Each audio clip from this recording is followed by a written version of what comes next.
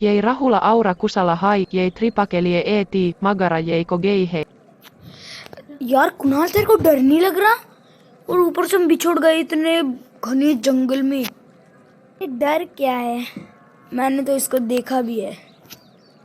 मतलब कि मैंने डर को बहुत अच्छे से फील किया है। चल तेरे को कहानी बता ही देता हूँ। ये कहानी जब की है, जब मैं 3rd क्लास में था। मतलब अभी 6th में हूँ, तो 3 साल पहले की कहानी है। तो सोच मैं कितना छोटा था। वो उस दिन मेरी मम्मी पापा मार्केट जा रहे थे, पर मेरे को मार्केट जाना ही नहीं था। मेरे को मार्केट जाने से अच्छा टीवी देखना अच्छा लगता था। वो मेरी ही गलती थी कि मैं मार्केट नहीं गया मम्मी पापा के साथ।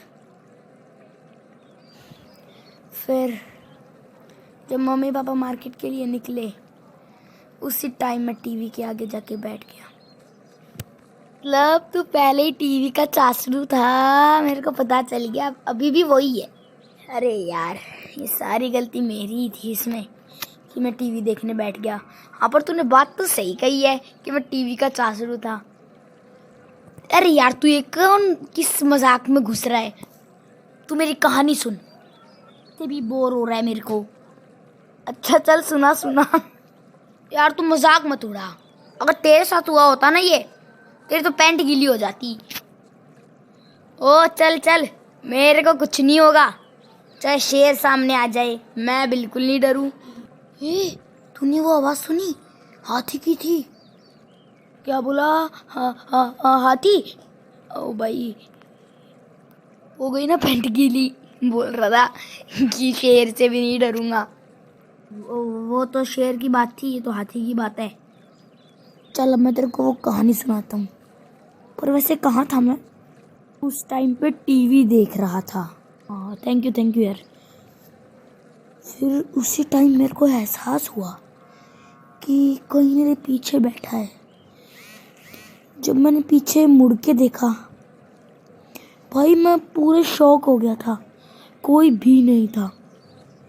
मैं डर गया था, पर मैं फिर से टीवी देखने लग गया। जब मैं कार्टून देख रहा था तो एक फनी सीन आया। जैसे ही मैं हंसा, मेरे साथ और एक कोई हंसा, और अचानक से बेल बजी। मैं बेल के लिए गया, डोर पे गया मैं, और मैंने देखा कि वहां पे कोई भी नहीं था। मैं पूरी तरह से डर गया था। क्या हो रहा है, क्या हो रहा है? और फिर अचानक से लाइट चली गई। नहीं तो टीवी चलता, नहीं कुछ होता।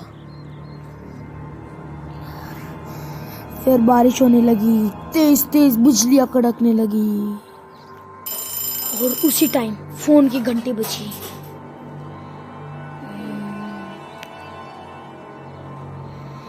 मैं पूरी तरह डर गया।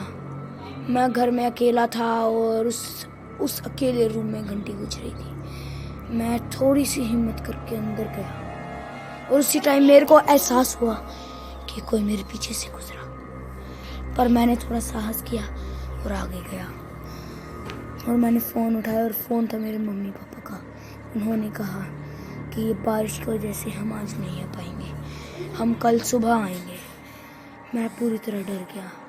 मैंने कहा ठीक है मम्मा पापा, आप कल आराम से आना। जब उनका फ़ोन कटा तो मैंने कहा अरे शिट, अब मैं क्या करूं? मम्मी पापा भी नहीं आएंगे, अब क्या होगा? और अजीब अजीब आवाज़ें भी आ रही हैं। और फिर उस टाइम मेरे को बहुत भूख लग रही थी। फिर मैं किचन में खाना लेने के लिए चला गया, और जब मैं खाना लेने के लिए चढ़ा, उसी टाइम किसी ने पीछे एक बर्तन गिरा दिया। मैंने पीछे मुड़ के देखा तो वो बर्तन गिरा ही नहीं था। जब मैं वापस चढ़ रहा था, बहुत सारे बर्तन गिरे।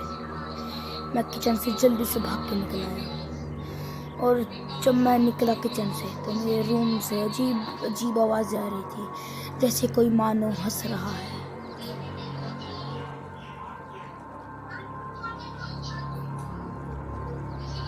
मैं पूरी तरह डर गया।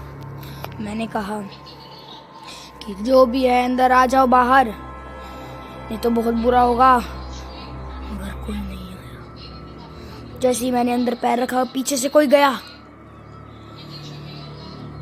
पर मुझे पता नहीं था वो कौन था। मैं बहुत बुरी तरह से डर गया था,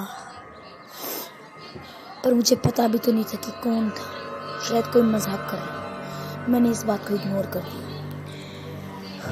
और मैं जैसे ही पीछे मुड़ा, मेरे पीछे से और एक परछाई गई और जैसे ही मैं घर से बाहर भागने के लिए गया, किसी ने मुझे पीछे से पकड़ लिया। मैं पूरी तरह डर गया था कि पीछे कौन है। जैसे ही मैं मुड़ा तो उधर कुछ भी नहीं था और अचानक से मुझे अजीब आवाजें आने लगी। फिर से फोन की घंटी बजी और मैं अंदर गया और मैंने देखा तो किसी का भी कॉल नहीं था। मैं बहुत ही डर गया था और मैं जल्दी से बाहर निकलना चाहता था, मगर किसी ने मुझे पकड़ लिया था और जकड़ लिया था। और फिर उसी टाइम लाइट लाइट आ रही थी और जा रही थी। मैं बहुत डर गया और मुझे अचानक से किसी ने पीछे धक्का मारा। मैं आगे जाके सीधा गिरा और कोई मुझे पीछे से मेरे टांग पकड़कर मुझे घसीट कर ले जा रहा था। मैं बोला कि मुझे छोड़ दो, मेरी कोई गलती नहीं है, मैंने कुछ नहीं किया, फिर भी तुम मेरे को क्यों सजा दे रहे हो। और फिर लाइट आ गई।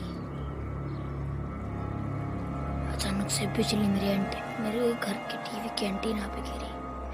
टीवी ब्लास्ट हो गया। मैं बहुत डर गया और उसी वक्त कोई मेरे चक्कर लगा रहा था। मेरे को ऐसा फील हुआ था।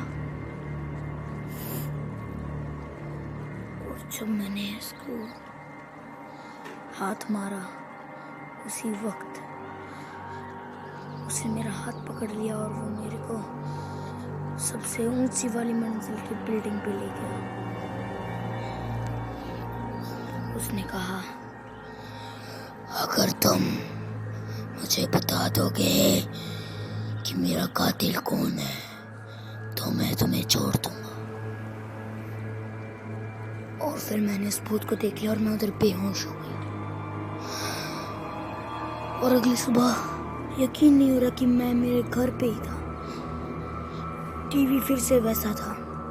मैंने मेरी मम्मी पापा जब मेरे घर पे आए, मैंने उनको सारी कहानी बताई, पर उन्होंने विश्वास नहीं किया। पता नहीं ऐसा क्यों था। सब कुछ ठीक हो गया। पहले टीवी ब्लास्ट, इतने सारे बर्तन गिरे थे, वो भी ठीक हो गए थे। मुझे कुछ समझ नहीं आ रहा था, सब कुछ सर के ऊपर से जा रहा था। तो हेलो दोस्तों, ये थी हमारी कहानी खूनी चेहरा है। ये हमारा पहला पार्ट है, तो अगला पार्ट इसी से कंटिन्यू होगा। तो आप सबको ज़रूर देखना है। और हमारी वीडियो में जो रेड बटन है नीचे, इसके ऊपर लिखा है सब्सक्राइब, उसको जल्दी से टच करके ग्रे बना दो। और लाइक को कुल 2 लाख तक पहुंचा ही देना और व्यूज़ को 1 मिलियन तो पहुंचाना ही है। तो पक्का वादा रहा है।